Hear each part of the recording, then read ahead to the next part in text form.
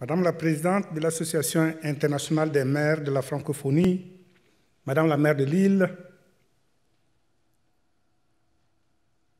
Madame la ministre des Sports, Monsieur le Président de Paris 2024, Mesdames et Messieurs les ministres, Monsieur le député européen, Mesdames et Messieurs les maires, Monsieur le secrétaire permanent de l'Association internationale des maires de la francophonie, Monsieur le secrétaire général de la conférence des ministres de la francophonie chargé de la jeunesse et des sports, distingués invités, chers amis de l'OIF et de la francophonie, permettez-moi tout d'abord de vous remercier chaleureusement au nom de son Excellence, Madame Michaëlle Jean, pour l'occasion que vous nous offrez aujourd'hui de nous exprimer devant vous à l'occasion de ce grand congrès. Retenue à Paris, Madame la secrétaire générale de la francophonie m'a demandé de m'adresser à vous ici en son nom. Ce faisant, elle a souhaité vous témoigner tout son attachement à notre coopération et toute sa gratitude pour le chemin parcouru ensemble au cours de ces 4 dernières années. Votre association, votre vaste réseau d'acteurs de terrain et de grande proximité occupe une place centrale au sein de la famille francophone. Je dis cela tout d'abord parce qu'en sa qualité d'opérateur direct de la francophonie, l'AIMF a tout naturellement contribué très activement à la mise en œuvre des 3 importantes stratégies de la francophonie. La stratégie jeunesse, la stratégie numérique et la stratégie économique adoptée lors du 14e et du 15e sommet de la francophonie à Kinshasa et à Dakar. Elle a également joué un rôle majeur dans la mise en œuvre de la politique intégrée de promotion de la langue française adoptée en 2010. Je note également que nos réflexions et nos actions communes se rejoignent inexorablement lorsqu'il s'agit de protéger les droits de l'homme et les libertés, de nous engager ensemble en faveur d'une éducation de qualité, ainsi que de faire progresser le concept de ville intelligente, ou encore de rendre effectifs nos projets respectifs d'approfondissement de la décentralisation et de renforcement des constructions régionales. Une œuvre commune sur laquelle Madame la secrétaire générale de la francophonie s'est longuement exprimée il y a 3 semaines lors du 17e sommet de la francophonie à Erevan et pour laquelle elle m'a demandé de vous renouveler ses plus vifs remerciements.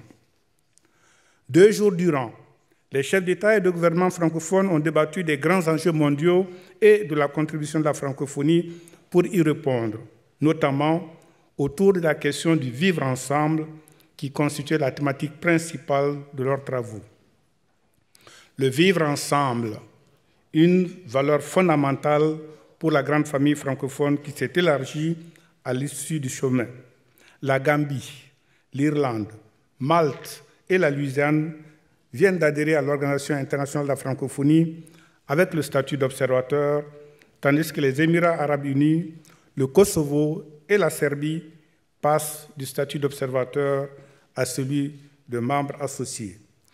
L'OIF compte désormais 88 États et gouvernements, 54 membres, 7 membres associés et 27 pays observateurs. Les chefs d'État ont aussi adopté plusieurs textes à l'élaboration desquels l'AIMF a activement participé.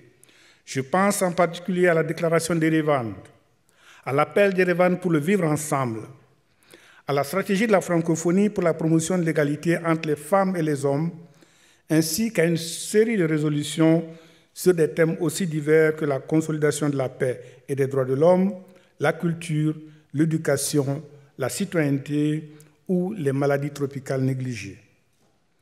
Le sommet a également entériné, entre autres, le budget et la programmation de l'AIF pour la période 2019-2022, ainsi que la création de bureaux régionaux pour l'Afrique du Nord et le Moyen-Orient, respectivement à Tunis et à Beyrouth. À l'occasion du forum économique organisé en marge du sommet, un réseau des ministres du numérique a été créé. Enfin, la francophonie sera conduite par une nouvelle secrétaire générale, Mme Louise Mushikiwabo, jusqu'alors ministre des Affaires étrangères du Rwanda. Sa prise de fonction sera effective début janvier 2019. Mesdames et messieurs, au cours des débats de haut niveau, les enjeux actuels de la démocratie locale ont aussi été abordés. Nous en ressortons avec la conviction que l'AIMF et chacun de ses membres doit bénéficier demain d'une attention et d'un appui accru de la part de l'ensemble de nos États et gouvernements afin d'accomplir son inestimable mission dans un contexte chaque jour plus complexe et sensible.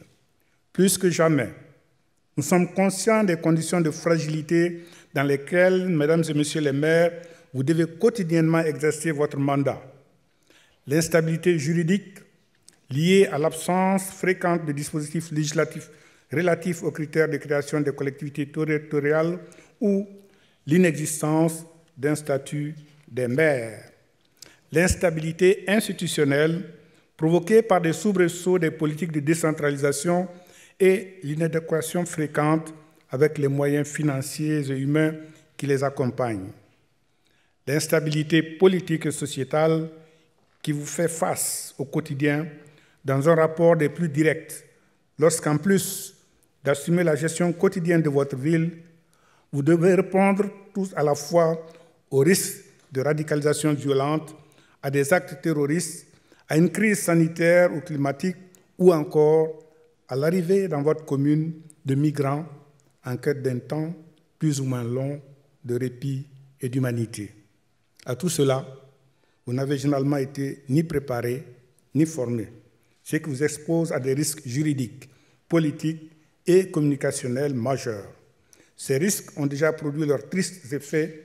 Plusieurs d'entre vous ont déjà été tentés de renoncer à leur mandat.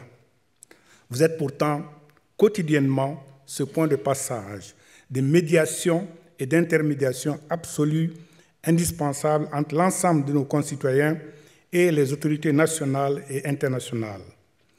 Au-delà des enjeux difficiles auxquels vous êtes confrontés, votre position est en effet des plus précieuses car elle vous permet de détecter des femmes et des hommes de talent. Elle vous permet de repérer et de donner corps avec la plus grande vigueur aux projets innovants et porteurs de développement. Elle vous permet de créer du lien social pour nourrir notre aspiration à vivre ensemble dans l'écoute, le partage, la fraternité, la diversité et de bâtir pacifiquement notre destinée commune. Je me réjouis d'ailleurs que cet aspect de votre mission trouve un écho tout particulier dans le cadre de votre congrès de demain, au travers de la thématique « Ville et sport au service du développement et du mieux vivre ensemble » que vous avez retenu. Mesdames et messieurs les maires, vous êtes pour nous le maillon indispensable de cette francophonie des peuples que Michaël Jean s'est attaché à soutenir tout au long de son mandat et qui révèle chaque jour davantage sa vitalité. L'AIMF est un catalyseur d'énergie et de créativité dont le politique doit prendre la pleine mesure. Il est donc pour nous évident que votre engagement et votre action doivent être davantage accompagnés, protégés et sécurisés, car ils impactent directement nos territoires, mais aussi nos États et nos relations interétatiques, et surtout les conditions de vie et d'émancipation de nos populations. À l'heure où le multilatéralisme est bafoué par le retour des nationalismes et la montée des populismes, votre puissant réseau est notre souffle vital, car il permet ce lien entre le politique et les peuples. Or, sans le soutien des peuples, les institutions sont inexorablement condamnées. J'appelle donc nos États et gouvernements à se saisir tout particulièrement et avec une vigueur renouvelée d'un accompagnement législatif et d'une sécurisation juridique de vos mandats et activités, d'une redynamisation du dialogue entre les États et les collectivités en vue d'une modernisation des modes de gouvernance et d'un appui au renforcement de vos capacités. Au nom de la francophonie, au nom de ce que nous avions accompli ensemble et en estime du chemin qu'il nous reste à parcourir, sachez pouvoir compter sur notre indéfectible soutien et notre infinie gratitude. Je vous remercie.